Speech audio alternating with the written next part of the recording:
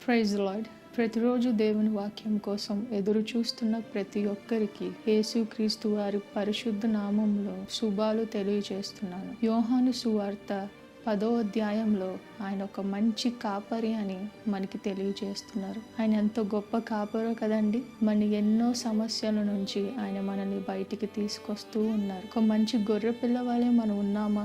ఒక మంచి గొర్రె పిల్ల క్వాలిటీస్ ఏంటో మనం చూద్దామా? గొర్రె పిల్లకి యజమాని లేకుండా ఎటు వెళ్ళాలో తనకి తెలియదు, తను ఎలా జీవించాలో తనకి తెలియదు.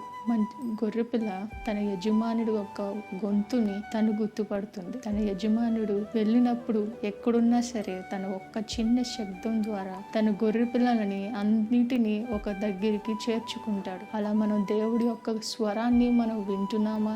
దేవుడు పిలిచినప్పుడు మనం దేవుడు పిలుస్తున్నారు అని మనం తెలుసుకుంటున్నామా? దేవుడు ఇది చేయొద్దు అది చేయొద్దు అన్నప్పుడు మనం తెలుసుకుంటున్నామా?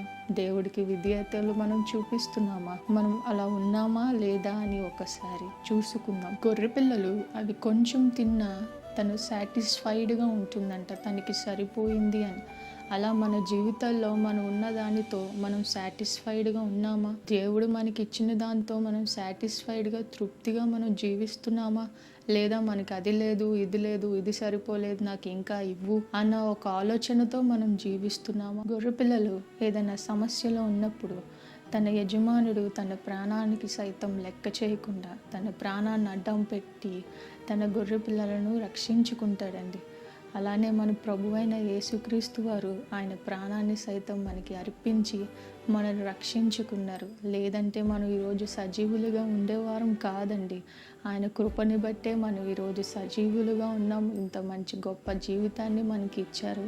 ఆయన కృపని బట్టే మనం ఈరోజు సజీవులుగా ఉన్నాం. మనం దేవునికి దగ్గరగా ఉన్నప్పుడు సాతాను మనల్ని దేవుని నుంచి దూరంగా తీసుకువెళ్ళడానికి ఎన్నో ప్రయత్నాలు చేస్తూ ఉంటాడు.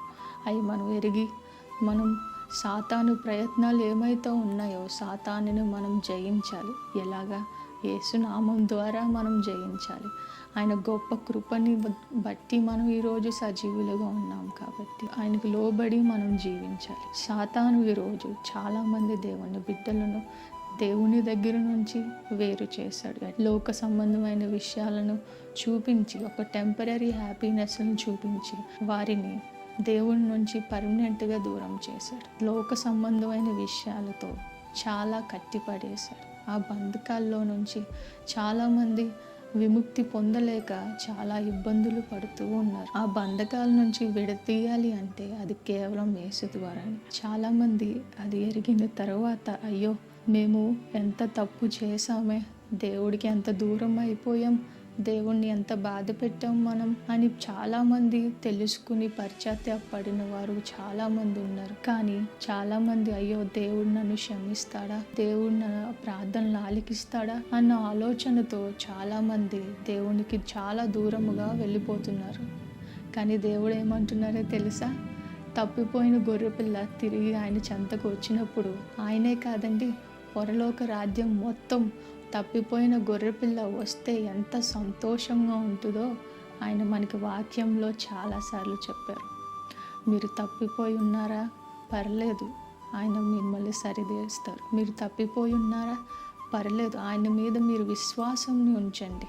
ఆయన ఖచ్చితంగా మారుస్తారు. మిమ్మల్ని ఒక సరైన మార్గంలో ఆయన నడిపిస్తారు. ఆయన మీద మీ నమ్మకం ఉంచండి. ఆయన ఎలా అయితే మన మీద విశ్వాసం ఉంచారో నా బిడ్డలు మారుతారు, నా బిడ్డలు నా చెంతకి వస్తారు అని, అలానే ప్రభువారు మీకోసం ఎదురు చూస్తూ ఉన్నారు.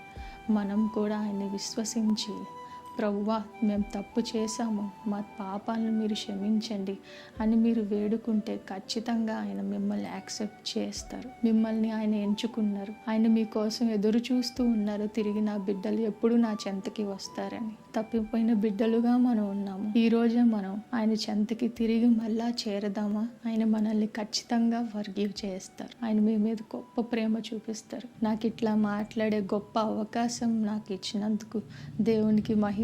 Praise the lord.